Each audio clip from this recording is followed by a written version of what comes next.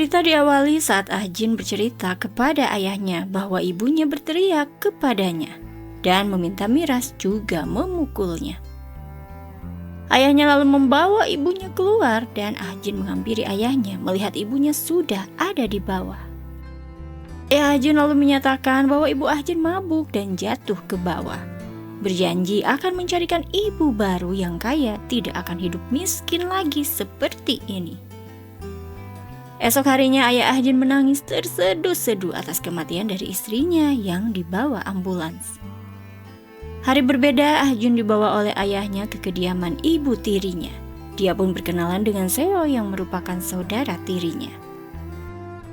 Malam harinya, Jin mendengar pembicaraan ayah dan juga ibu tirinya yang akan memanfaatkannya. Dan setelah itu mereka akan membuangnya ke panti asuhan. Mendengar hal itu, Jin pun sangat marah dalam diamnya. Tengah merenung sendirian, Jin dihampiri oleh Seo yang menyatakan bahwa ia sedang sakit. Jin kala itu meminta Seo untuk memberitahu ibu Seo. Namun Seo pun berujar ibunya hanya menyuruhnya untuk tidur. Saat itu, Jin meminta Seo untuk menunggu karena ia yang akan merawat Seo. Mengompres Seo, Jin pun berujar bahwa Seo tidak mirip dengan ibunya. Seo pun lalu membawa foto dan menunjukkan bahwa ia mirip dengan ibunya. Dia menunjukkan di foto tersebut ada supir yang bernama Kang, yang semenjak ayah Seo meninggal, supir tersebut tinggal di luar negeri. Pagi hari, Seo diantar ART ke rumah sakit untuk berobat, sementara Jin diminta ART untuk memberikan makanan kepada ibu Seo. Menyapa ibu Seo, Jin pun mengutarakan bahwa semalam Seo menunjukkan foto kedekatan dirinya dengan ayahnya, yang mempertanyakan mengapa ayah Seo tinggal di luar negeri. Ibu Seo malah mempertanyakan memangnya Seo cerita apa yang dilakukan ayahnya sampai harus tinggal di luar negeri. Dengan tatapan lempeng, Jin pun mengutarakan bahwa dia baru saja tahu rahasia ibu Seo. Menyatakan jika Seo belum tahu rahasia ini, karena Seo menginformasikan semalam bahwa sopir ayahnya kini tinggal di luar negeri. Ibu Seo meminta agar Jin jangan mengancamnya. Jin hanya meminta baju baru karena baju yang dikenakannya yang hanya dibawanya. Mencoba semua baju baru, Seo menyatakan bahwa Jin terlihat cantik. Jin pun mengutarakan bahwa ibu Seo tidak menyayangi Seo karena mengurung Seo sehingga Seo tidak bisa berinteraksi dengan orang lain di luar. Mendengar hal itu, Seo hanya bisa bersedih dan tidak menyangka bila ibunya seperti itu. Pembicaraan mereka terdengar oleh ibu Seo yang merasa geram terhadap Jin. Pergi keluar, Jin melihat ibu Seo yang langsung mempertanyakan apakah Jin memata-matainya. Jin pun menyatakan bahwa ia menduga Seo punya firasat jika ibunya sampah. Ibu Seo langsung memberkahi Jin dan menangkapnya. Jin pun berteriak meminta tolong kepada Seo. Seo keluar dari kamarnya mencari Jin dan dia melihat ibunya bertindak kasar kepada Jin, membuatnya tak menyangka terhadap ibunya. Kala itu Jin lalu bergegas pergi dan meminta Seo untuk menghubungi 911, menginfokan ada anak yang jatuh dari lantai atas. Jin pun lalu pergi ke kamar dan menjatuhkan diri dari lantai tersebut. Terjatuhnya Jin terlihat oleh Seo yang sedang menghubungi 911. Berada di rumah sakit, ayah Jin menegaskan bahwa Jin teramat berharga dan seperti penyihir baginya. Diminta agar ibu Seo tidak melukainya, mempertanyakan mengapa malah ibu Seo melukai Jin. Kegaduhan ibu Seo dan juga ayah Jin diminta Seo agar Jin jangan mendengarkan perdebatan dari ayah dan juga ibunya. Seo pun menangis dan dipertanyakan oleh Jin. Akhirnya Seo jujur bahwa ia membaca diary Jin dan membuatnya tersadar bahwa X orang yang jahat. Dan ia hanya menyukai Jin, tidak siapapun. Karena Jin yang merawatnya saat sakit. Menurutnya Jin orang yang baik. Jin pun langsung mempertanyakan apakah Seo berada di pihaknya. Seo menegaskan bahwa ia di pihak Jin dan akan melindungi Jin. Tahun pun berganti, sudah tahun 2016 di sekolah saat perayaan ultah guru Kwak oleh para muridnya. Namun kala itu Kwak dikasari oleh suaminya yang memperlihatkan foto-foto perselingkuhan Kwak, membuat terkejut para murid. Di ruangan kepala sekolah, Kwak kelimpungan karena dia dikeluarkan dari sekolah dan dijelaskan kepala sekolah bahwa bukti-bukti perselingkuhan Kwak terpampang di situs web sekolah, membuat ricuh komplainan para wali murid yang menghubungi sekolah tak henti hari ini. Keluar ruangan kepala sekolah, Kwak pun diberi ucapan birthday oleh Ah Jin dan menanyakan rasanya diberi surprise foto perselingkuhan Kwak yang ia sebar. Mengutarakan bahwa hadiah ini ia berikan karena Kwak menganggapnya remeh, yang tidak memiliki orang tua dan melabeli dirinya anak yang miskin. Saat itu Kwak no respon, masih kelimpungan dan memilih pergi keluar. Berada di kelas kembali, He pun Olohok mendengar pernyataan guru Ting yang memberikan ucapan selamat kepada Ah Jin karena juara 1 di angkatan, dan kepada Seo yang menjuarai lomba puisi. Ting lalu meminta Seo untuk fokus lomba berikutnya dengan tim perlombaan debat presiden. Saat itu Seo mengundurkan diri untuk ikut lomba debat presiden, meminta digantikan oleh Ah Jin. Menurutnya sudah cukup memenangkan lomba puisi untuk masuk jurusan sastra. Bersama perwakilan tim debat presiden, Ah Jin mendengar He mengatur porsi kerja anggota tim. Mengetahui hal itu, Ah Jin pun komplain dan dia berpendapat semua anggota harus mencari resume dahulu. He lalu menyetujui pendapat dari Ah Jin dan meminta diskusi selanjutnya untuk membahas hasil resume. Di dalam mobil dijemput ibunya, He meluapkan kekesalannya, meminta ibunya untuk mencari tahu Ah Jin les di mana karena bisa-bisanya murid baru itu menggeser rankingnya. Ibu He lalu meminta anaknya tenang karena dia sudah mendapatkan info dari Kwak bahwa Ah Jin anak tidak mampu dan yatim piatu, tidak mungkin bisa untuk membayar les. Berada di tempat Ah Jin, Seo bermanja-manja kepada Ah Jin yang sedang menyalin catatan miliknya. Seo pun lalu dihubungi oleh He dan mempertanyakan mengapa merelakan posisi debat presiden kepada Ah Jin. Seo menjelaskan bahwa Ah Jin lebih cocok dan meyakini akan membantu tim debat presiden menang. Seo lalu menghampiri Ah Jin yang serius membaca surat dari He untuk Seo yang ia temukan di tas Seo. Seo menyatakan dia tidak tahu ada surat dari He untuknya. Ah Jin pun lalu membacakan surat dari He yang menyatakan He menyukai Seo dan meminta surat ini untuk dibalas. Seo meminta Ah Jin untuk membuang surat ini dan mengabaikannya saja. Namun kala itu Ah Jin menyatakan Seo harus membalasnya dan ia yang akan membuatnya. Seo pun tanpa basa-basi menyetujuinya. Esok hari di sekolah, Hera memberitahu Ah Jin bahwa He memberitahu Yubin jika Ah Jin tinggal sebatang kara. Menurutnya Yubin bibirnya ember, tak hanya sekelas bahkan satu sekolah sudah mengetahui fakta tentang Ah Jin.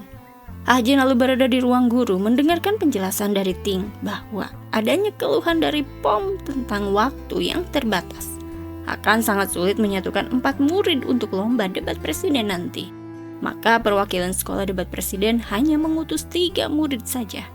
Dan dinyatakan bahwa Ah Jin dikeluarkan sebagai tim debat presiden. Ah Jin pun mempertanyakan orang tua siapa yang keberatan dia bergabung. Ting pun menjelaskan Ibu Yeong dan Yubin yang keberatan.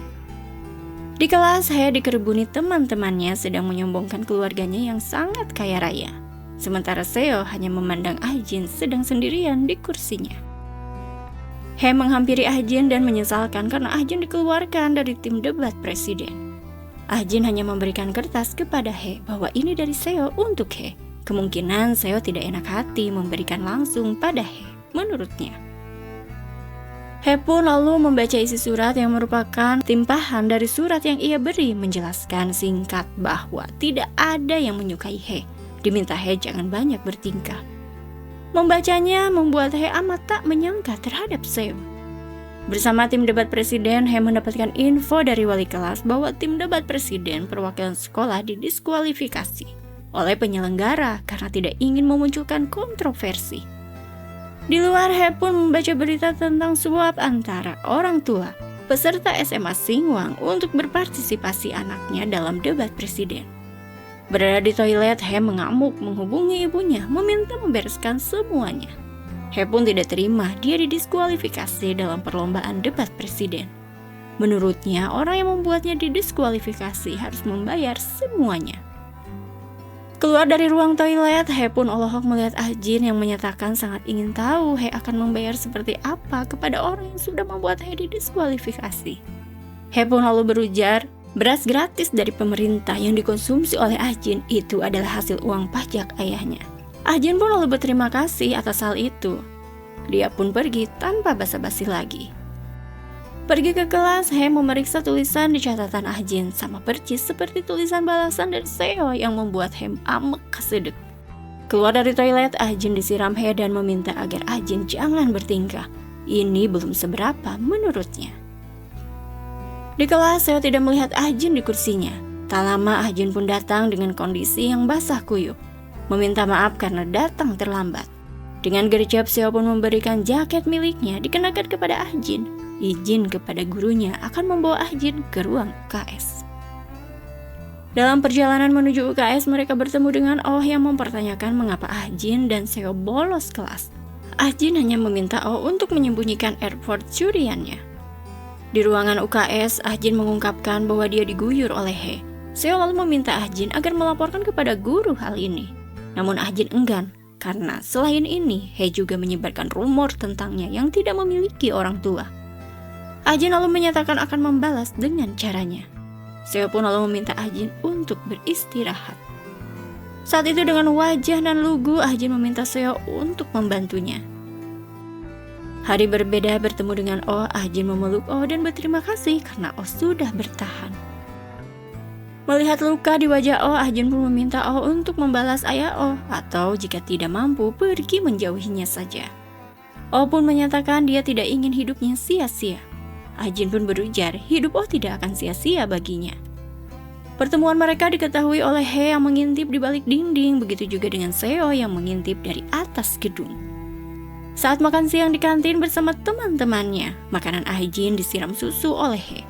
Membuat teman-temannya pun terkejut, kecuali Ah-jin yang tampak santai menanggapinya. Di luar, Ah-jin mendapatkan telepon dari Oh. Saat itu Hye menunjukkan ponsel Oh dan menyatakan Ah-jin dipergoki dirinya sebagai bos besar, mendalangi Oh sebagai rentenir. Hye tak menyangka bahwa murid teladan memeras uang teman-temannya. Saat itu Ah-jin hanya cuek kepada Hye. Hye lalu dipanggil oleh Seo yang memintanya untuk mengobrol. Berdua bersama Hye, Seo menyatakan permintaan maafnya karena Ah-jin membalas surat yang harusnya dibalas olehnya. Seo pun menyatakan dia menyukai Hye. Sontak Hye pun kesenangan. Seo mengutarakan dia tidak ingin orang yang disukainya berbuat semaunya, meminta agar Hye jangan merundung Ah-jin lagi. Hye pun lalu diajak Seo untuk nonton bersama di weekend nanti. Mendengarnya, Hye pun semakin kesenangan. Malam hari, Ah-jin dengan wajah sedih menceritakan kepada Oh bahwa dia dirundung oleh Hye yang mengetahui buku besar milik Oh. Dalang Oh menjadi rentenir adalah dirinya. Memberitahu juga bahwa Hye mengambil ponsel Oh yang hilang. Dan mengetahui hal itu, Oh meminta Ah-jin untuk mengungkapkan apa yang diinginkan Ah-jin yang harus ia lakukan. Esok harinya di sekolah, Ah-jin hendak membayar iuran untuk ultah wali kelas, namun ditolak oleh Ira dan menurutnya uang iuran ini telah cukup. Ah-jin lalu menghampiri Hye sembari melirik kode gembok loker Hye. Ah-jin mengucapkan selamat dan menyatakan bahwa Seo lelaki yang baik. Mendapat pesan dari Ah-jin, Oh mengetahui kode gembok loker milik Hye. Saat akan olahraga, Hye pun menghampiri Seo dan menyatakan bahwa ia sangat tidak suka olahraga.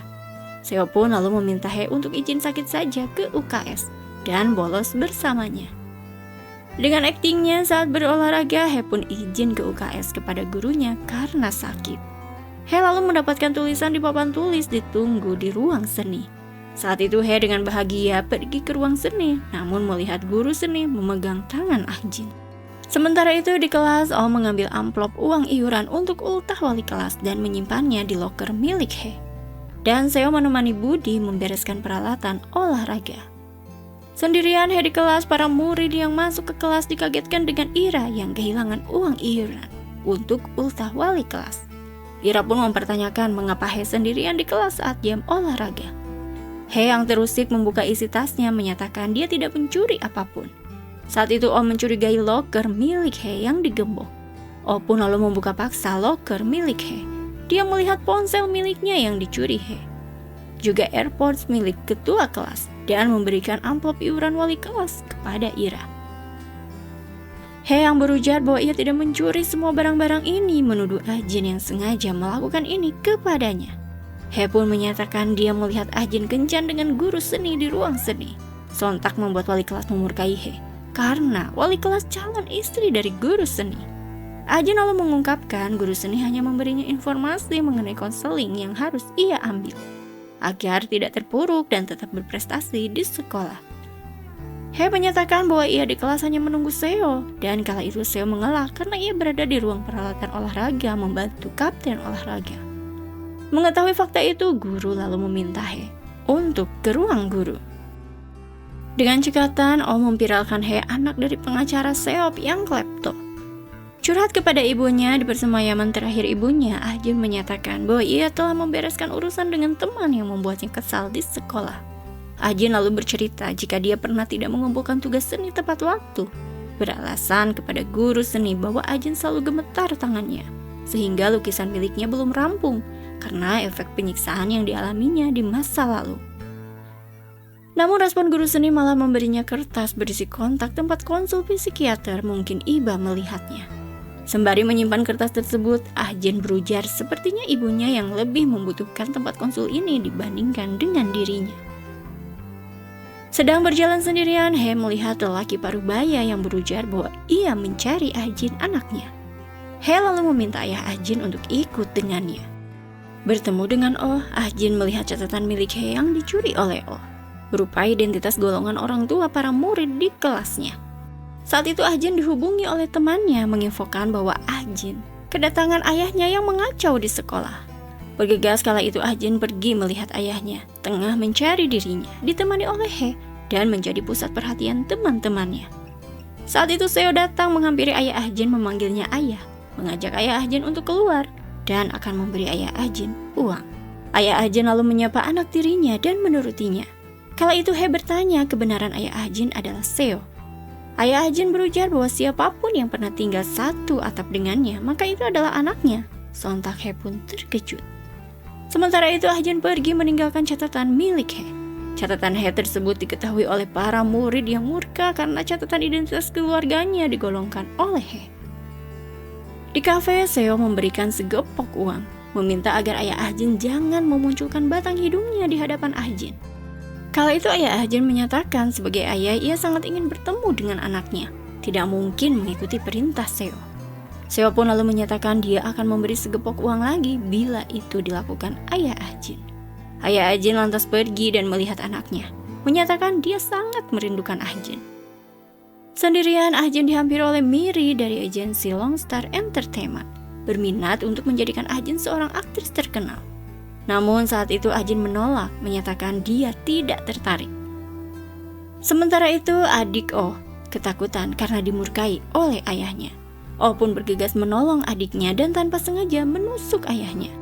Lokasi berbeda, He yang hendak pulang, dia dirundung oleh teman-temannya yang tidak terima digolong-golongkan oleh He.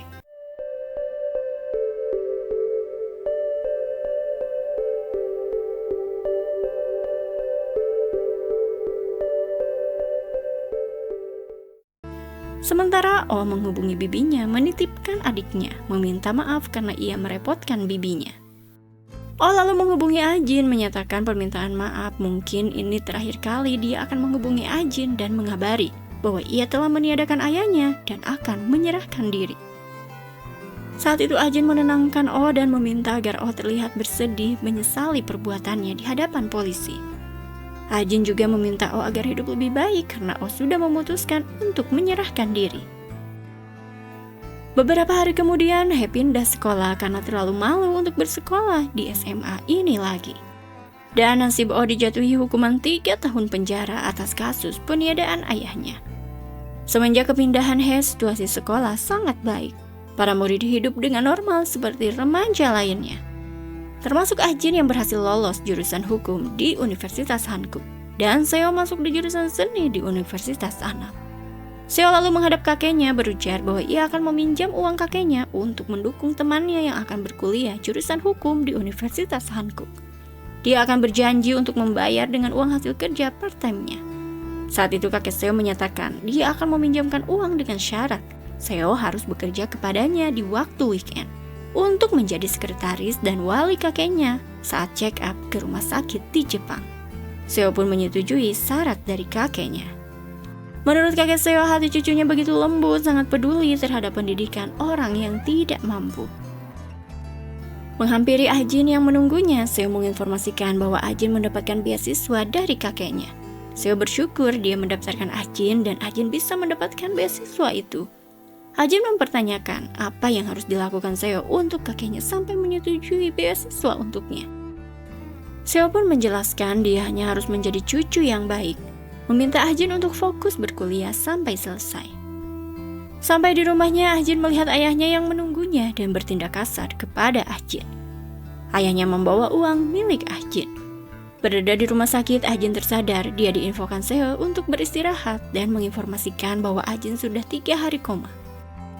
Berada di luar, Ajin menghubungi pihak kampus Hanguk yang menginformasikan bahwa Ajin didiskualifikasi karena telat membayar uang daftar ulang.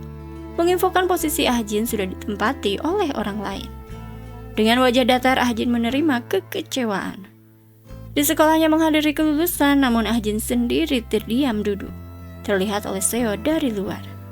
Seo dihampiri oleh ibunya, namun Seo melihat Ajin yang berjalan lempeng. Seo pun pamit kepada ibunya dan mengikuti langkah Ajin.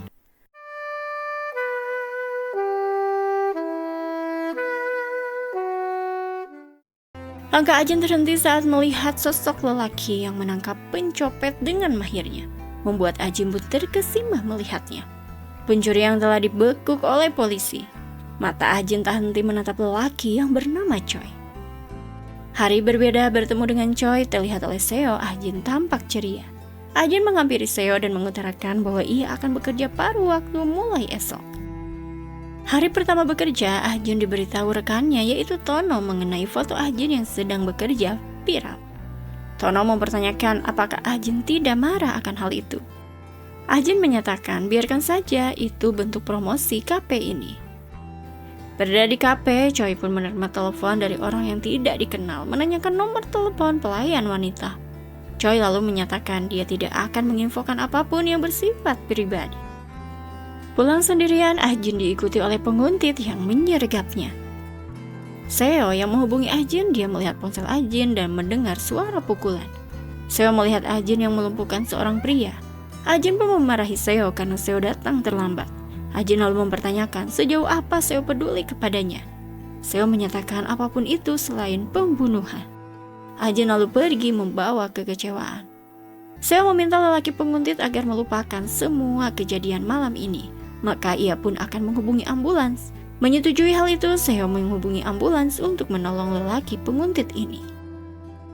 Sementara itu sampai di kediamannya, Ajin melihat ayahnya yang langsung berperilaku kasar kepadanya. Ayahnya yang turun keluar bertemu dengan Seo, memperingatkan Seo agar menjauh dari Ajin, karena menurut ayahnya sangat berbahaya. Suatu saat dapat menghancurkan hidup Seo. Seo acuh dia menghampiri Ajin. Diminta Ajin agar Seo memukulinya. Namun Seo menolak, menurutnya sudah cukup dari sejak kecil melihat Ajin dipukuli yang membuatnya trauma. Ajin lalu memeluk Seo, menurutnya hanya Seo yang berbeda terhadapnya. Bekerja di kafe kembali, Ajin diperhatikan oleh Choi karena Ajin terlihat terluka. Choi meminta Ajin curhat bila ada masalah. Karena menurutnya Ajin dan Tono sudah seperti saudara baginya. Ajin hanya terdiam. Di tempat berbeda, Seo merekam aksi ayah Ajin. Ayah Ajin yang ngeh dia direkam, bergegas pergi berlari dikejar oleh Seo.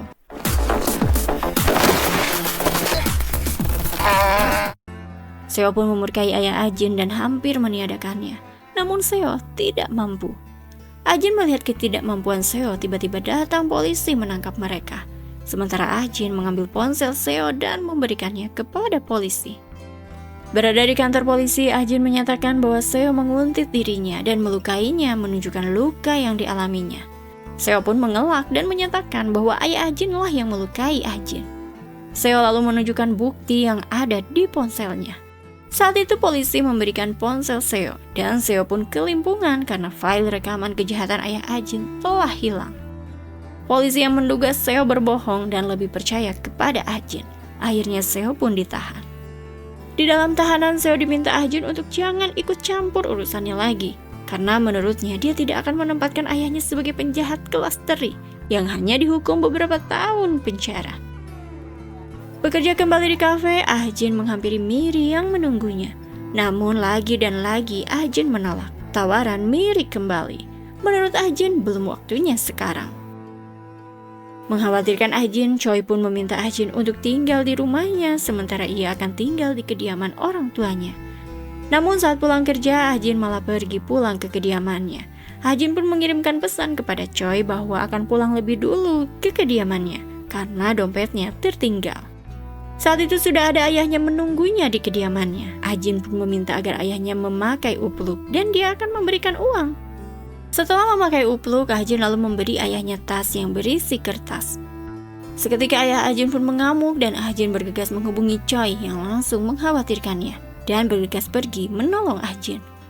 Melihat Ah-jin dilukai babak belur oleh pria berupluk, Choi pun bergegas membabi buta terhadap ayah Ah-jin. Melihat ayah Ah-jin terkapar, Choi pun bergegas pergi. Sementara Ah-jin menghubungi 911 meminta pertolongan untuk ayahnya. Esok hari polisi menangkap Choi sebagai tersangka dari pembunuhan ayah Ah-jin. Sementara Ah-jin berada di rumah sakit, dia mendapatkan perawatan. Di ruang interogasi, Choi mengakui bahwa dia memukul orang yang menganiaya Ah-jin dan mengira itu adalah penguntit Ah-jin memakai upluk. Detektif melihat foto di TKP dan tidak ada upluk di TKP. Begitupun dengan penjelasan Ah-jin yang menyatakan korban adalah ayahnya tidak mengenakan upluk. Saat itu detektif pun izin keluar. Di luar, detektif Rudy meminta Jae untuk menjadikan Ah-jin tersangka karena menurutnya motifnya sudah jelas bahwa Ah-jin ingin balas dendam terhadap ayahnya yang selalu menyiksanya. Awalnya Jae enggan karena semua harus diselidiki mendalam, namun Rudy memaksa karena menurutnya itulah yang terbaik. Percakapan mereka direkam oleh Ah-jin yang menguping dan diperhatikan oleh Seo. Di ruang perawatan, Ah-jin diminta Jae untuk datang ke kantor polisi setelah pulih untuk menjadi saksi atas kematian dari ayah Ah-jin. Di dalam ruangan, Ah-jin melihat Rudy menerima box dari seseorang berisi uang. Malam hari, Rudy menemukan serpihan benang di kloset kediaman Ah-jin. Dan esok harinya hendak pergi ke rumah sakit, Ah-jin ditangkap, dijadikan tersangka atas pembunuhan ayahnya. Penangkapan tersebut terlihat oleh Seo. Berada di kantor polisi, Rudy menginterogasi Ah-jin dan membeberkan bukti serat kupluk yang ia temukan di kloset kediaman Ah-jin, menginformasikan bahwa terdapat beberapa pukulan di kepala ayah Ah-jin. Ah-jin lalu izin ke kamar mandi, dia pun diantar oleh Polwan. Berdua dengan Polwan, Ah-jin meminta Polwan untuk mendengar rekaman percakapan Rudy dan juga Jae. Dan video Rudy menerima box dari seseorang. Ah-jin lalu dikunjungi oleh Rina yang mengetahui Ah-jin sedang mengalami kesulitan. Namun Ah-jin menolak, menurutnya tidak ada yang gratis di dunia ini. Berada di ruang interogasi, Seo mengaku bahwa ia dendam kepada ayah Ah-jin karena menjahati Ah-jin dan saat keluar dari penjara. Ia hendak melihat kondisi ayah Ah-jin namun menemukan ayah Ah-jin yang masih bernafas dan Ah-jin yang pingsan. Seo mengakui bahwa dia memukul ayah Ah-jin karena tidak ingin Ah-jin terluka lagi. Atas pengakuan Seo, akhirnya Ah-jin dibebaskan dan Seo pun ditahan. Mengetahui Seo ditahan atas apa yang tidak dilakukannya, Ah-jin teringat saat hari H, Seo datang saat ayah Ah-jin sudah tak bernyawa. Seo menyayangkan tindakan Ah-jin yang meniadakan ayah Ah-jin. Seo yang kelimpungan ingin menolong Ah-jin, dia membereskan situasi di TKP dan memukulkan tongkat bisbol kembali ke ayah Ah-jin, yang otomatis DNA Seo ada pada tongkat baseball tersebut. Diajak makan oleh Miri, Ah-jin diinformasikan Miri bahwa Rudy telah ditangkap atas kasus suap kasus ayah Ah-jin untuk melindungi Choi. Menurutnya ini karena kekuasaan dan Ah-jin bisa mendapatkan kekuasaan itu. Diinformasikan juga bahwa Seo akan dibebaskan cepat karena yang terbukti melakukan pembunuhan adalah Choi. Ah-jin pun mempertanyakan apa yang harus dilakukan untuk menebus bantuan dari Miri. Miri lalu meminta agar Ah-jin menjauhi Seo demi karir Ah-jin di masa depan. Ah-jin pun mempertanyakan mengapa dia harus menjauhi Seo. Miri mengungkapkan bahwa hubungan Ah-jin dan Seo adalah racun bagi Seo dan juga Ah-jin. Sampai di kediamannya, Seo melihat Ah-jin yang menunggunya. Seo menyayangkan apa yang dilakukan oleh Ah-jin sangat membahayakan nasib Choi. Ah-jin mengungkapkan dia tidak memaksa Choi. Seo pun berjanji akan membahagiakan Ah-jin, namun jangan berbuat seperti itu lagi. Namun Ah-jin meminta Seo jangan mencampuri urusannya lagi. Seo lalu memeluk Ah-jin dan menyatakan akan selalu ada untuk Ah-jin. Namun Ah-jin melepas pelukan dan menyatakan kebaikan Seo akan berbahaya baginya. Ah-jin lalu meminta mereka untuk berpisah dan tidak saling peduli lagi. Seo pun hanya terdiam. Menempati kediaman barunya, Ah-jin hidup sebagai selebriti. Berjalan di red carpet sebagai selebriti papan atas. Saat itu Ah-jin tersangkut. Dia ditolong oleh In-gang yang menjadi pusat perhatian orang-orang yang melihatnya. Di bandara, Seo melihat Ah-jin menjadi selebritis terkenal.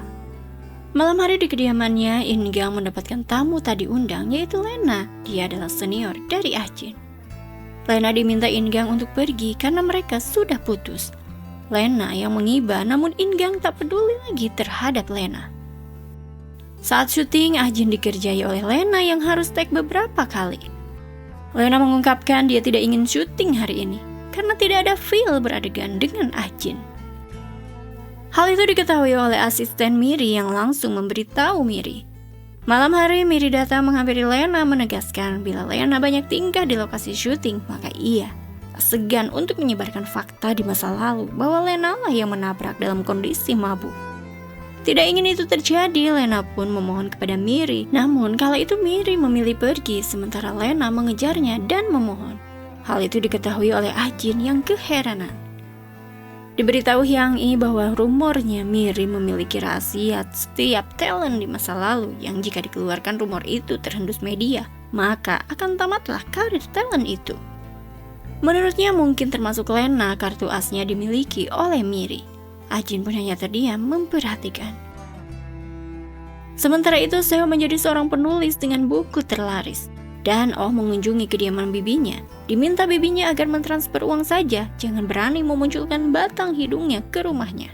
Karena adik Oh sangat kecewa melihat kakaknya meniadakan ayahnya. Saat itu Oh lalu pamit pulang berterima kasih karena bibinya telah menjaga adiknya dengan baik. Di luar Oh melihat adiknya baru pulang sekolah. Dia pun merasa bangga namun bersedih karena tidak mampu menyapa adiknya. Meeting dengan penerbit meminta maaf karena gedung ini sedang ada kegiatan syuting. Seo tidak mempermasalahkan hal itu, dia yang hendak pulang. Seo pun melihat Ah-jin tengah berakting. Break syuting, Ah-jin melihat Seo menatapnya, namun kala itu ibu Seo datang menarik Seo dengan lantang melarang Seo mendekati Ah-jin lagi. Perkataan ibu Seo terdengar oleh Lena yang mengikuti mereka. Namun langkah Lena terhenti saat melihat poster penulis Seo dengan wajah Seo terpampang dengan jelas. Datang ke agensi Longstar menghampiri Miri, ibu Seo memberitahu tabiat buruk Ah-jin dan menyarankan jangan memakai Ah-jin sebagai talent di agensi ini. Menurutnya Ah-jin sangat berbahaya, suatu saat pasti menerkam Miri. Namun saat itu Miri acuh dan saat itu datang Ah-jin menyapa ibu tirinya. Namun ibu Seo memilih untuk pergi. Lena menghampiri Ah-jin yang hendak pergi menyatakan bahwa ibu Ah-jin tidak peduli terhadap Ah-jin, mempertanyakan masa lalu Ah-jin. Ah-jin pun memperingatkan Lena jangan pernah membuatnya kesal.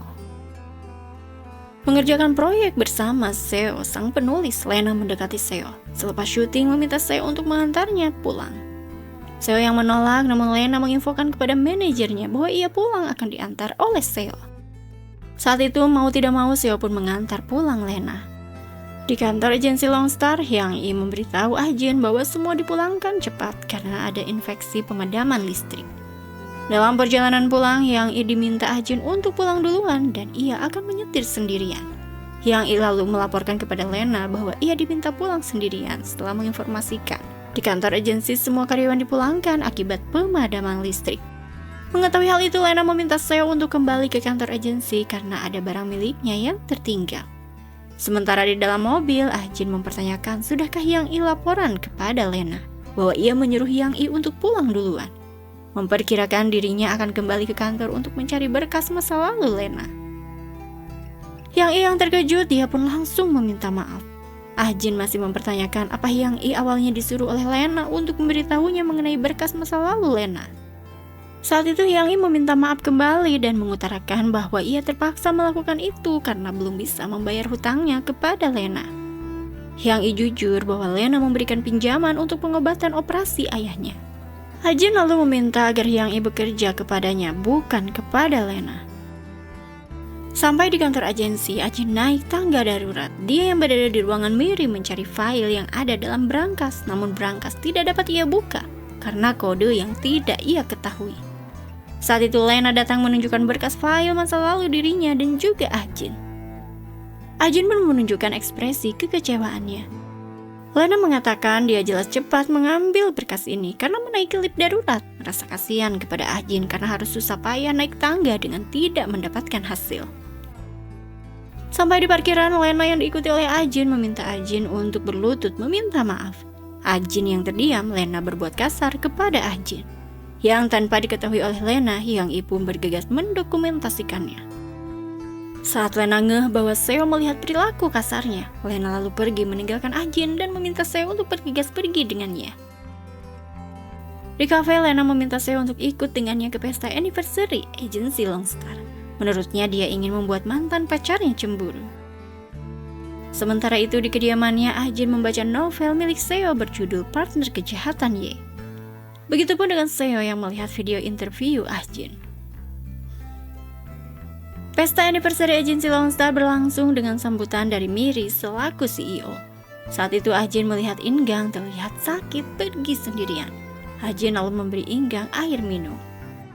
Ajin yang kembali ke pesta dan Lena memperkenalkan Seo kepada Ajin. Saat itu Ingang menghampiri Ajin dan mengucapkan syukur dan terima kasihnya atas bantuannya tadi. Lena pun penasaran dalam diamnya. Video pendek tentang talent agensi Longstar pun diputar, namun terlihat Ajin diperlakukan kasar oleh Lena di parkiran. Para tamu yang olohok saat itu Miri menyatakan bahwa akting talentnya sangat realistis. Lena lalu bergegas pergi sendirian. Dia dihampiri oleh Ajin. Lena pun diperingatkan jika video tadi tidak ingin tersebar, maka berlututlah kepadanya. Namun menurut Ajin itu hanya bercanda, mengajak Lena untuk berteman dengannya, tidak usah mengganggunya. Ajin yang masuk ke acara kembali, dia dihampiri oleh Rudy yang menjadi pelayan, diperhatikan oleh Lena dan juga Seo. Namun saat itu Ajin dipanggil oleh asisten Miri. Sementara itu Seo mengikuti Lena yang memotret Rudy lalu menghubungi seseorang untuk mencari tahu tentang orang ini yang menurutnya sepertinya mengancam Ajin. Pulang ke kediamannya, Seo melihat Ajin yang menunggunya dan langsung memeluknya. Seo pun membalas pelukan Ajin yang sangat ia rindukan. Ajin menyatakan sampai saat ini dia menderita meminta tolong kepada Seo karena ia harus belajar mencintai Ingang. Seo pun hanya bisa terdiam. Pagi hari Ajin membukakan pintu, saat itu ibu Seo datang hendak mengunjungi Seo. Namun ibu Seo malah langsung bersikap kasar kepada Ajin, tak terima Ajin ada di kediaman anaknya. Dan saat itu Seo datang melihat ibunya berperilaku kasar terhadap Ajin. Ajin menyatakan bahwa Seo bisa melihat dia masih terjebak di neraka. Saat itu juga Ajin langsung pergi, dia dikejar oleh Seo. Hari berbeda Ajin berakting epik dengan Ingang. Selesai syuting, Ingang meminta bicara berdua dengan Ajin. Ingang lalu menceritakan kisah awal karirnya sampai di posisi ini karena dulu diam saat satu teman satu grup idolnya yang alergi kacang dan memakan makanan kacang yang menyebabkan temannya sakit. Ingang yang menggantikan temannya menjadi MC saat itu dan semenjak itu karirnya naik sampai sekarang. Namun ada penyesalan terhadap temannya yang sekarang jauh ketenarannya di bawahnya. Mengingatkan kepada Ajin agar jangan menggunakan cara seperti video di anniversary agency untuk mencapai popularitas. Jangan sampai menyesal seperti dirinya. Selepas bercerita dan mengingatkan, Ingang pun lalu pergi meninggalkan Ajin. Malam hari Ajin dihubungi oleh Rudy yang tahu nomor ponselnya. Rudy meminta Ajin untuk menemui dirinya di tempat yang sudah ia tentukan. Jika tidak, maka ia akan menyebarkan rumor masa lalu Ajin. Di bar selepas bertemu dengan temannya mantan satu grup idol dengannya, Ingang melihat Ajin, dia lalu mengikuti Ajin. Di dalam ruangan Ajin melihat orang-orang sakau seperti tidak waras. Dia pun dihubungi oleh Rudy yang hanya ingin mengingatkan bahwa Ajin pada akhirnya akan bernasib seperti orang-orang di dalam ruangan itu. Menekankan bahwa ia akan membuat Ajin hancur, tak terima bahwa Ajin menghancurkan karirnya sebagai detektif. Keluar ruangan hendak pulang, Ajin pun dihampiri oleh Ingang yang mengajaknya ke mobilnya ingin menanyakan sesuatu. Di dalam mobil, Ingang menanyakan mengapa Ajin masuk ruang VIP dan atas hal itu tahukah Miri. Ajin pun menyatakan Miri tidak tahu, dia hanya dipanggil oleh seseorang. Saat itu lanjut Ingang menanyakan orang yang memanggil Ajin. Ajin tidak menjawab, hanya terdiam. Melihat Ajin tidak bisa terbuka kepadanya, Ingang hanya meminta Ajin untuk keluar dari mobilnya. Dia pun lalu pergi meninggalkan Ajin. Di tempat kerjanya, Oh diminta atasannya untuk menyelidiki seorang polisi. Oh lalu makan siang tepat semeja dengan Rudy, polisi yang sedang ia selidiki. Oh pun lalu mengambil minum dan menabrak Rudy yang tengah menyeruput kuah makanannya yang otomatis menumpahkan kuah tersebut. Saat itu Oh lalu dengan sigap menukar ponsel milik Rudy dengan miliknya yang sama percis. Dan Rudy pun lalu pergi keluar restoran tanpa menyadari ponselnya tertukar. Sementara Oh bergegas mentransfer data dari ponsel milik Rudy yang telah kembali ke restoran dengan santai, Oh mengembalikan ponsel yang seolah tertukar. Berada di sebuah kafe, Oh memesan kopi sembari memperhatikan Rudy yang tengah berdua dengan seorang wartawan. Terdengar pembicaraan Ajin dalam pembunuhan ayahnya sendiri. Oh pun lalu menghubungi Seo mendengarkan pembicaraan Rudy dengan wartawan. Seo menceritakan bahwa pelaku pembunuhan ayah Ajin sudah dipenjara.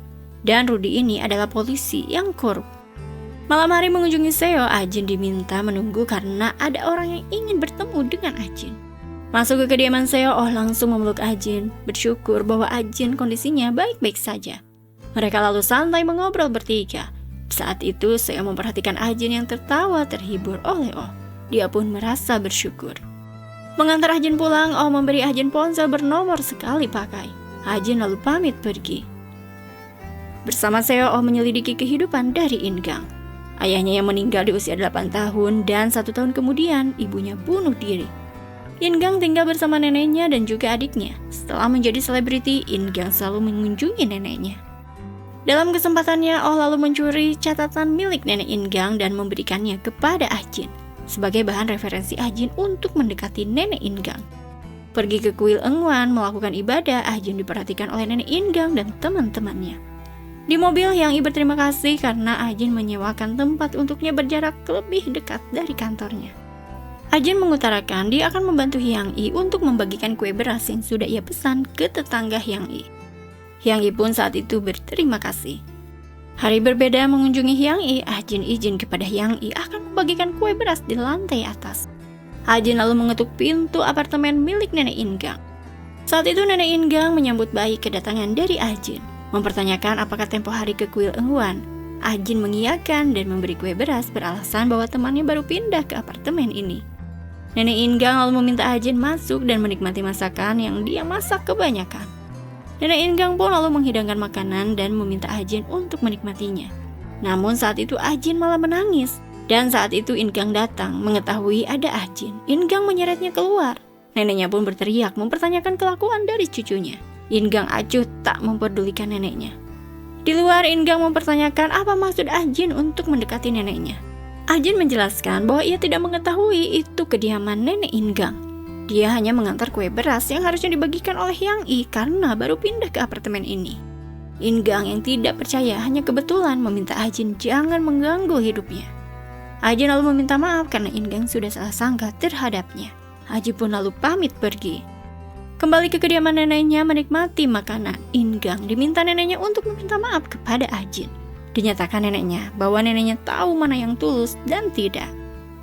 Pamit pulang, neneknya membawakan bekal makanan untuk Ingang bawa. Meminta Ingang untuk sedikit membukakan hati, bergaul dengan orang lain, jangan terlalu menutup diri. Esok hari menemui Romi, Ingang terkejut saat Romi menyatakan bahwa dia di masa lalu sudah tahu jika makaron yang ia makan mengandung kacang. Dan menjelaskan bahwa ia sengaja memakan makaron tersebut karena ingin berhenti menjadi selebriti, yang kegiatannya membuatnya sesak. Namun ia tak menduga pesan support untuk Ingang membuat Ingang merasa bersalah akan karir Romi yang terhenti menjadi selebriti. Ingang yang tiba-tiba tersulut emosi dijelaskan Romi bahwa ia tahu dari Ajin yang mengkhawatirkan Ingang. Menurut Romi, Ajin wanita yang baik. Romi pun meminta maaf bila karena dia di masa lalu Ingang terhantui rasa bersalah. Diberitakan bahwa Ingang telah putus dengan Lena, membuat Lena amat ruwet mendengar telah launching berita perpisahannya dengan Ingang. Sementara itu, Oh membius Rudy yang hendak menemui wartawan. Dibantu oleh Seo, Oh meminta Rudy untuk menyatakan hal baik tentang Ajin kepada wartawan. Jika tidak, maka Rudy harus bersiap dengan berita anak Rudy seorang pecandu narkotika. Wartawan yang menunggu Rudy, dia mendapatkan pesan dari Rudy bahwa berkas pembunuhan di Deongdo tidak ada sangkut paut dengan Ah Jin. Berada di kediaman Seo, Oh mengutarakan kecurigaan terhadap artikel berita yang ditulis oleh wartawan Hook memuji-muji Lena dan memojokkan Ah Jin. Bertemu dengan Nenek Ingang di kafe, Nenek Ingang meminta maaf karena kesalahpahaman Ingang pada Ah Jin. Ah Jin pun tidak mempermasalahkan hal itu. Sendirian, Ah Jin mendapatkan pesan dari Ingang yang mengajaknya makan malam. Ah Jin hanya tersenyum tipis. Menuju perjalanan, Ingang menabrak Oh yang tidak dikenalinya. Merusuh memperlambat pergerakan, Ingang OTW bertemu dengan Ah Jin. Ban mobil Ingang yang bocor, bahkan ponsel Ingang terjatuh ke selokan karena Oh merebut ponsel Ingang yang sengaja memperlambat waktunya untuk bertemu Ah Jin. Ingang lalu berlari menuju restoran. Sementara Ah Jin, dia diminta pelayan pergi karena restoran akan tutup. Sampai di depan restoran, Ingang melihat Ah Jin yang khawatir terhadapnya. Ingang tak kuasa melihat perhatian Ah Jin dan mereka pun... Kemesraan Ingang dan Ah Jin terpotret oleh wartawan Hook. Dan Oh yang tak kuasa melihat kemesraan mereka merasakan kesakitan. Sementara itu, Seo tengah menemani Lena mabuk. Dia yang mengantar Lena ke mobilnya mengangkat telepon yang masuk ke ponsel Lena. Yaitu telepon dari Hook melaporkan kepada sepupunya bahwa Ingang bercumbu dengan Ah Jin. Tak menyangka Lena dibuang begitu saja oleh Ingang. Lena yang sudah tertidur diantar oleh supir online, sementara Seo merasa hatinya hancur curcur melebur. Di kantornya, Miri memperlihatkan bukti kedekatan Ah Jin dan juga Ingang yang bercumbu tadi malam. Miri meminta agar Ah Jin mengakhiri hubungannya dengan Ingang agar tidak ada polemik di agensi. Namun Ah Jin menyatakan bahwa ia dan Ingang saling menyukai. Mempertanyakan apakah bukti-bukti ini dari wartawan Hook. Miri pun membenarkan. Ah Jin menyatakan dia akan membereskan semuanya.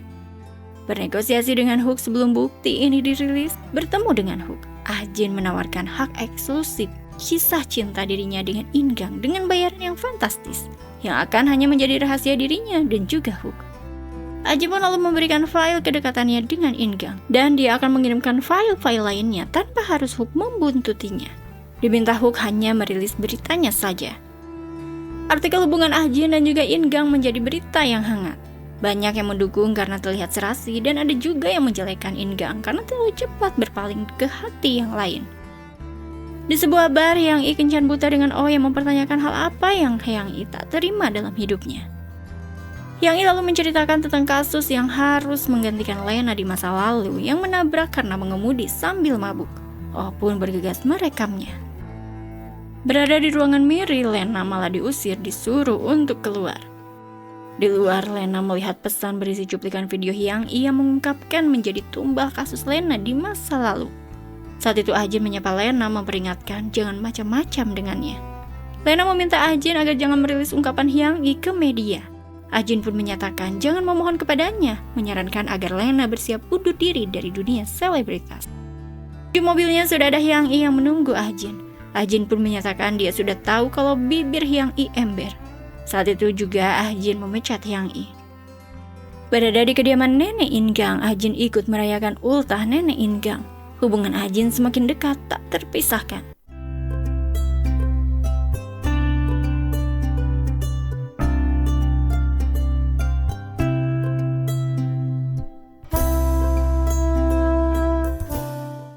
Sementara itu, Seo sendirian menjalani hari-harinya. Begitupun dengan Oh yang hanya bisa melihat berita terupdate Ah Jin dari media. Sedang bekerja dikunjungi oleh Lena, Seo diajak menonton film Ah Jin yang baru diluncurkan. Seo pun menonton film Ah Jin, dia hanya terfokus pada Ah Jin.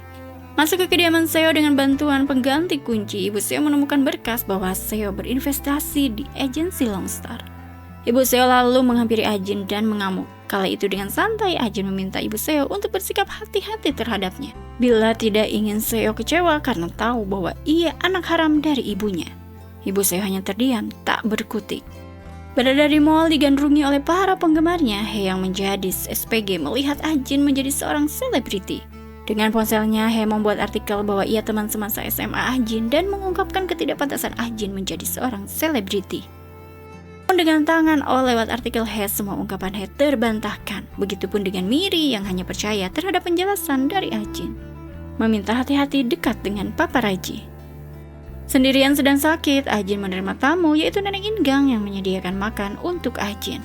Nenek Ingang yang menyuapi Ajin terlihat oleh Ajin ketulusan dari Nenek Ingang. Nenek Ingang lalu menemani Ajin tidur. Dan esok hari Ajin memberitahu Nenek Ingang kode pintunya yaitu 1225 agar Nenek Ingang bisa keluar masuk kediaman Ajin dengan bebas, bertamu tanpa harus membukakan pintu darinya. Pergi ke kuil, Ajin disapa Choi yang sudah bebas dari penjara. Choi menyatakan bahwa Ajin tampak baik-baik saja. Ajin menyatakan Choi orang yang baik. Nenek Ingang lalu menyapa Choi menanyakan kapan Choi bebas. Choi mengutarakan sudah seminggu dia bebas. Nenek Ingang lalu memperkenalkan Ajin sebagai pacar dari cucunya. Ajin menginfokan bahwa dia sudah mengenal Choi karena Choi bos yang saat itu ia kerja paruh waktu selepas SMA di tempat Choi. Choi pun hanya terdiam. Masuk ke dalam kediaman Seo, tiba-tiba Oh dipeluk oleh Lena, menyangka bahwa Seo yang pulang. Saat itu Oh terkaget-kaget karena Lena memeluknya, begitupun dengan Lena. Kondisi yang terparah rugu, Oh pun lalu pergi dengan muka masam. Menyepakati kontrak yang akan memerankan adaptasi novel Tidur Musim Dingin karya Seo. Miri menyetujui Ajin menjadi pemeran utama. Masuk ke kediamannya, Seo melihat Ajin yang tak terima karena Seo menyeret Miri memaksanya memerankan adaptasi novel Seo. Seo pun lalu menagih janji Ajin untuk hanya 1 tahun berpacaran dengan Ingang. Namun menurutnya ini sudah lebih dari 1 tahun. Kala itu Lena masuk ke kediaman Seo dan melihat Seo juga Ajin berbincang berdua dengan posisi yang berdekatan. Mempertanyakan apa yang sedang dilakukan oleh Seo dan juga Ajin. Seo berujar ia hanya berbincang dengan Ajin. Kala itu Ajin lalu pamit pergi. Malam berbeda, Ajin merayakan ulang tahunnya bersama Ingang berduaan. Kala itu datang Lena dan Seo yang duduk bersebelahan dengan mereka. Lena mempertanyakan mengapa Ajin datang ke rumah Seo sudah larut malam. Ada hubungan apakah Seo dan juga Ajin? Ajin lalu menyatakan bahwa ia menolak memerankan pemeran utama adaptasi novel milik Seo. Dia bisa ke kediaman Seo karena Seo adalah saudara tirinya. Seo menyatakan bahwa Ajin selalu menerima sikap tidak baik dari ibunya dan membuatnya merasa bersalah dan ingin Ajin bahagia. Saat itu Ingang lalu pergi mengajak Ajin. Sementara itu Nenek Ingang sedang memasak di kediaman Ajin. Dia yang mengambil piring seketika piring terjatuh dan membuat tangannya terluka. Nenek Ingang mencari kotak P3K, namun ia malah menemukan buku harian yang sudah lama hilang, tersimpan rapi di laci milik Ajin. Berdua dengan Ajin di luar hendak pamit pergi keluar kota, Ingang menerima telepon dari adiknya yang meminta tolong untuk menemani neneknya yang terluka, yang telah menemukan buku catatan neneknya yang hilang. Berujar bahwa adiknya tidak bisa menemani neneknya karena sedang di luar kota. Ingang lalu meminta Ajin untuk menemani neneknya. Mendengar buku catatan yang ditemukan nenek Ajin, Ajin lalu bergegas pergi diantar oleh Oh. Dia menghampiri Nenek Ingang yang menyesali karena menganggap Ajin wanita yang baik. Saat itu Ajin meminta maaf karena ia mencuri buku harian Nenek Ingang hanya untuk bisa mengenal Nenek Ingang lebih dalam karena dia terlalu menyukai Ingang. Memahami Ajin, Nenek Ingang memeluk Ajin meminta jangan berbuat negatif lagi, menginformasikan bahwa Ajin adalah cucunya juga. Mendengar suara kucing, Ajin diajak Nenek Ingang untuk keluar memberi makan kucing. Sementara itu Oh menunggu di luar. Seo menghampiri Oh. Oh menginfokan Ajin berada di dalam. Saat itu Oh mendengar suara terjatuh. Menghampiri sumber suara, Oh melihat nenek Ajin terbaring tak berdaya, sementara Ajin hanya terdiam. Hal itu juga terlihat oleh Seo yang tampak terkejut. Ajin lalu menghubungi ambulans dengan santai. Mendapatkan penanganan rumah sakit, namun Nenek Ingang tidak dapat tertolong. Sampai di tempat duka, Ingang hanya bisa bersedih, begitupun dengan adiknya yang hanya bisa menangis. Ajin pun lalu mencoba untuk menenangkan kekasihnya. Beberapa orang melayat, termasuk Choi yang datang melayat. Hendak pergi, Choi dipanggil oleh Inmo, adik dari Ingang, mempertanyakan hubungan Choi dengan Ajin di masa lalu. Choi mengungkapkan bahwa Ajin bekerja paruh waktu dan dia merasa kasihan juga, selalu merasa bersalah karena telah meniadakan ayah Ajin. Namun Choi bersyukur dengan kehidupan Ajin yang sekarang. Hal itu terdengar oleh Ajin. Hendak ke kediaman neneknya, tetangga Nenek Ingang yaitu Nani menceritakan bahwa dia melihat Nenek Ingang bersedih lalu membawa bubur ketan untuk Nenek Ingang nikmati. Tapi saat itu dia melihat Nenek Ingang memukul-mukul gadis sembari mengatakan kau menipuku dan seluruh anggota keluargaku. Tidak ingin mengganggu percakapan yang serius, Nani pun pergi. Namun Nani mengingat unit 409 secara ilegal menyimpan CCTV karena sering kehilangan paketnya. Meminta Ingang untuk mengecek CCTV itu. Pergi ke unit 409, diberitahu pemilik unit bahwa sudah menyerahkan CCTV ke penyidik. Sampai di kediaman Seo, Lena menyeret Seo yang mabuk parah. Kala itu Lena yang kelaparan meminta dibuatkan ramen oleh Oh. Oh pun melihat Lena amat lahap memakan ramen. Menghampiri Ingang, Ahjin diberitahu Ingang bahwa ia akan pensiun dan ingin menikahi Ahjin. Namun tiba-tiba Ahjin merasa jijik jika hal tersebut dirilis, meminta Ingang untuk membantu dirinya untuk putus. Ingang pun tak percaya dan ingin menganggap ini mimpi. Namun Ahjin menyatakan bahwa ia mencuri buku harian nenek Ingang, hanya ingin mendekati nenek Ingang untuk menaklukkan hati Ingang. Ahjin lanjut mempertanyakan bagaimana bisa Ingang mencintai dirinya. Ingang lalu mempertanyakan apa yang dilakukan Ahjin kepada neneknya. Ahjin menyatakan Ingang akan dihantui rasa penasaran bila tetap bersama dirinya, bahkan mungkin merasa bersalah karena masih menjalin hubungan dengannya. Ingang pun hanya bisa terisak. Pergi mengendarai mobilnya, janjian dengan Oh, tiba-tiba Oh meminta Ahjin untuk pergi karena ada mobil yang mengikuti Ahjin. Saat itu Oh menghalangi mobil penguntit dan menghampirinya. Namun tiba-tiba dia diserang oleh komplotan berbaju hitam. Sendirian di kamarnya, Lena membaca artikel tentang putusnya hubungan Ingang dengan Ahjin. Miri yang baru sampai di kediaman Ingang, namun ia tidak menemukan Ingang. Miri pun mencari ke semua ruangan dan melihat Ingang terbujur kaku tak bernyawa, penuh dengan darah. Pergi menjenguk Oh, Seo mempertanyakan apa yang terjadi. Oh menyatakan dia tidak mengetahui orang yang menyerangnya, hanya melihat tato si penyerang. Saat itu mereka mendengar pasien yang terkejut akan Ingang yang meninggal dunia. Seo mengunjungi Ahjin dan mempertanyakan apa yang terjadi terhadap Ingang. Ahjin menyatakan dia hanya menyelesaikan yang seharusnya. Hanya saja Ingang enggan berpisah. Tanpa rasa empati, Ahjin menyalahkan Ingang yang tak mampu survive.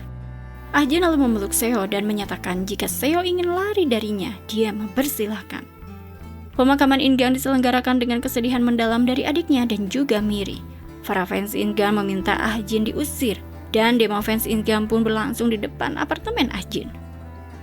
Berada di parkiran, Ahjin diserang oleh fans Ingang. Saat itu Ahjin dilindungi oleh He yang meminta bebersih karena dia begitu kotor akibat tadi melindungi Ahjin. Berada di kediaman Ahjin, He nyeleneh memakai pakaian milik Ahjin dan pamit membawa tas milik Ahjin. Sementara itu Miri bertemu dengan wartawan Hook meminta agar Hook bekerja sama untuk menjatuhkan Ahjin secepatnya dengan mengungkap kasus mendiang ayah Ahjin. Malam harinya Ibu Seo menghampiri Ahjin berlutut meminta maaf. Namun Ahjin enggan memberi maaf meskipun Ibu Seo berlutut untuknya karena menurut Ahjin dia tidak membutuhkannya. Saat itu Ibu Seo meminta Ahjin memberitahu Seo bahwa dia sudah berlutut dan meminta maaf. Ibu Seo lalu pergi keluar namun ia melihat Ahjin ngamuk sembari tertawa. Di kediamannya Seo melihat CCTV ilegal apartemen nenek Ingang. Mengetahui bahwa nenek Ingang terjatuh tak sempat ditolong oleh Ahjin. Seo pun akhirnya tahu jika Ahjin tidak berbuat negatif terhadap nenek Ingang. Esok harinya diberitakan bahwa agensi Longstar telah mengakhiri kontrak Ahjin dengan otomatis mencoret Ahjin dari daftar artis agensi. Ahjin lalu datang menghampiri Miri dengan penuh kemarahan, mempertanyakan apa yang sedang Miri rencanakan.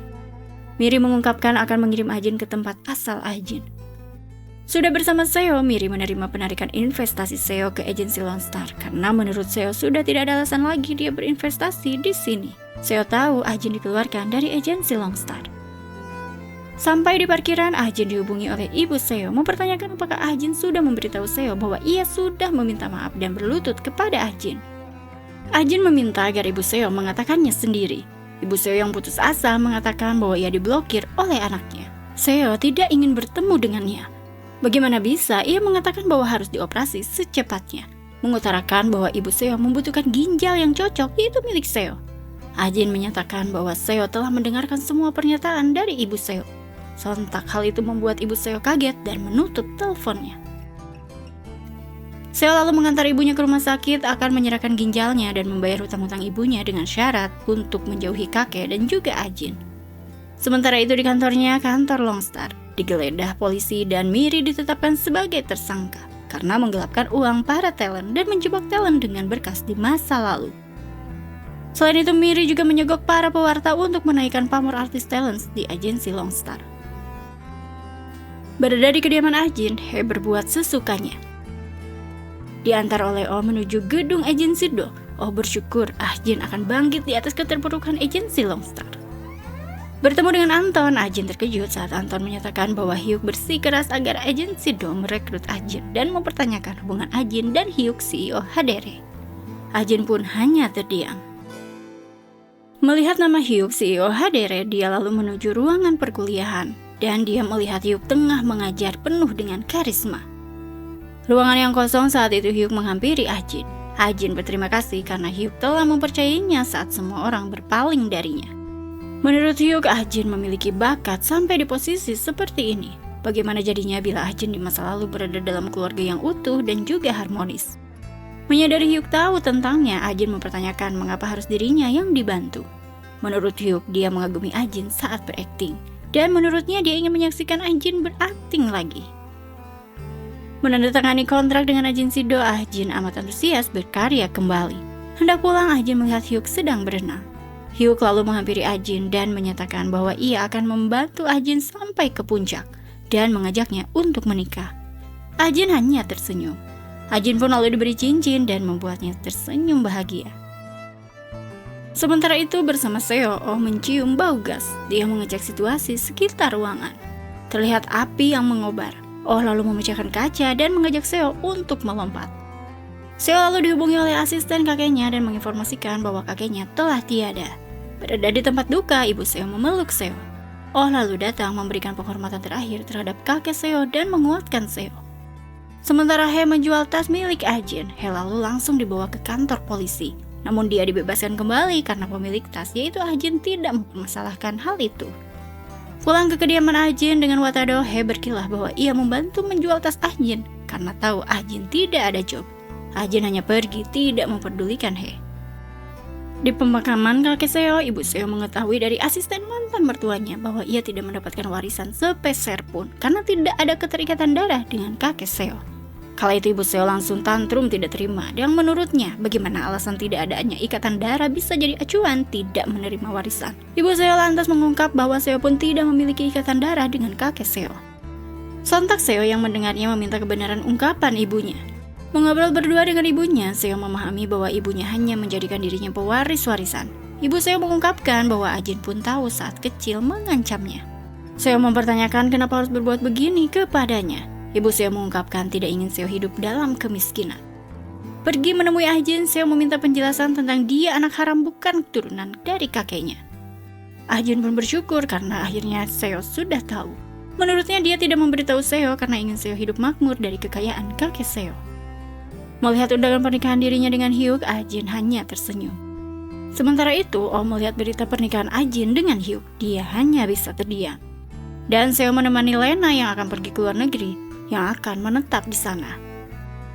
Di kediaman barunya, Ah-jin penasaran dengan ruangan di lantai 3. Menurut asistennya yaitu Gong, hanya Hyuk yang boleh masuk ke ruangan itu. Makan malam berdua dengan suaminya, Ah-jin meminta izin latihan di lantai 3 untuk berkonsentrasi memahami karakter film terbarunya. Namun Hyuk malah menyarankan agar Ah-jin berlatih dengannya saja. Memberikan naskah, Hyuk pun menceritakan bahwa ia menceraikan istri terdahulunya karena terlalu menuntut. Pada akhirnya mantan istrinya lepas akal dan sekarang berada di rumah sakit jiwa. Mendengar hal itu, Ah-jin hanya tersenyum. Berada di pusara kakeknya, Seo hanya bisa berterima kasih karena kakeknya sudah peduli kepadanya, menyesalkan bahwa faktanya Seo bukanlah cucu kandung kakeknya. Menjadi seleb terkenal, Ah-jin digandrungi penggemarnya, salah satunya Oh yang bergegas pergi. Namun asisten Ah-jin memintanya untuk ikut dengannya. Sudah ada Ah-jin yang menunggu di dalam mobil, menyapa Oh dan memintanya untuk menyelidiki Hyuk. Sontak Oh kaget, lebih jelas Ah-jin meminta Oh untuk menyelidiki mantan istri Hyuk. Mendengar hal itu, Oh pun semakin terkaget-kaget. Dan pembicaraan mereka terdengar oleh Hyuk yang menyadap Ah-jin. Sedang bersantai, Ah-jin dihampiri oleh salah satu pembantu yang ternyata itu adalah He yang akan menusuknya. Ah-jin yang berusaha melawan namun He menusukkan senjata tajam yang ia bawa ke wajahnya. Sementara itu Ah-jin tertawa dan diperhatikan oleh Hyuk suaminya. He menjadi tak ada yang mempedulikan sementara Hyuk membawa Ah-jin. Berita penyerangan Ah-jin oleh He mantan teman sekolahnya viral diberitakan menderita skizofrenia.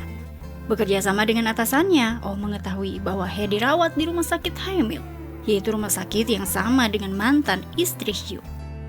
Menyerahkan CCTV beberapa hari rumah sakit Haemil, Oh mengecek CCTV tersebut dan mengetahui fakta bahwa Hyuk keluar masuk rumah sakit tersebut.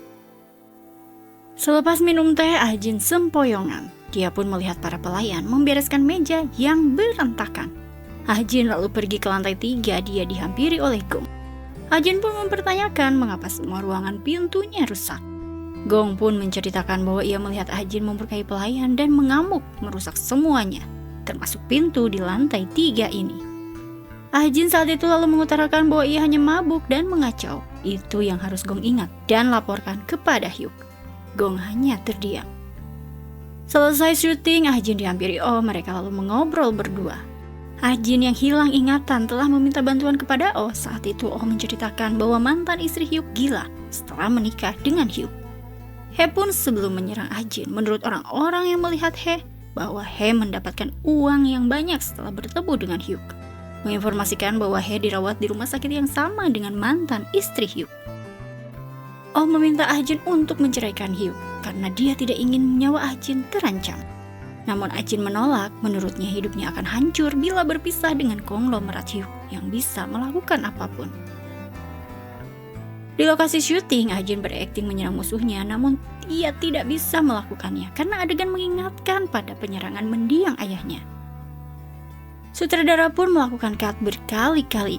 Ah-jin bertekad berakting kembali, ia tak sanggup mengendalikan dirinya, sehingga membuat rekannya yang berperan sebagai musuhnya terluka parah.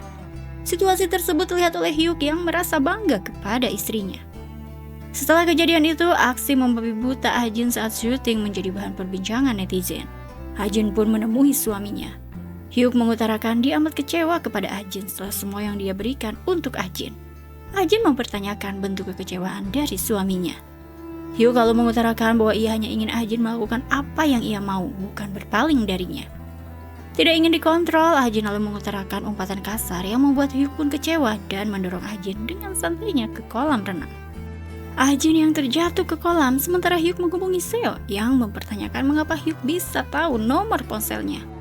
Tidak panjang lebar, Hyuk meminta Seo untuk menemani istrinya karena dia ingin beristirahat di hotel saat ini. Bergegas Seo pun menemui Ah-jin. Terlihat Ah-jin menyadari bahwa apa yang dilakukannya semua sia-sia karena pada akhirnya dia akan dibuang. Seo lalu menenangkan Ah-jin. Namun Seo tercengang saat Ah-jin menyatakan akan mengambil posisi Hyuk.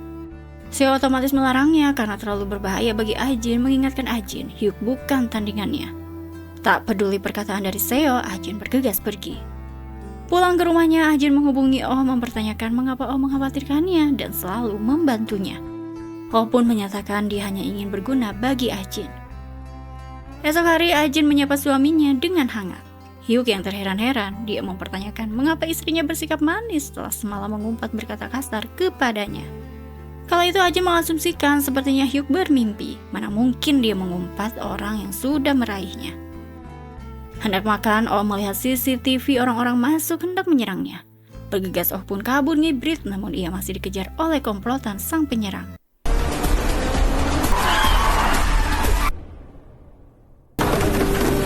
Dan dia pun berhasil dibekuk oleh penyerang yang mengatakan bahwa keputusan terakhir meniadakan Oh sesuai instruksi dari Hyuk.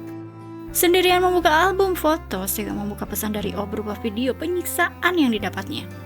Sampai di kamarnya, Ah-jin mencoba menghubungi Oh, namun nomornya tidak aktif. Sementara Seo menghampiri atasan Oh dan mempertanyakan apa yang terjadi sebenarnya kepada Oh.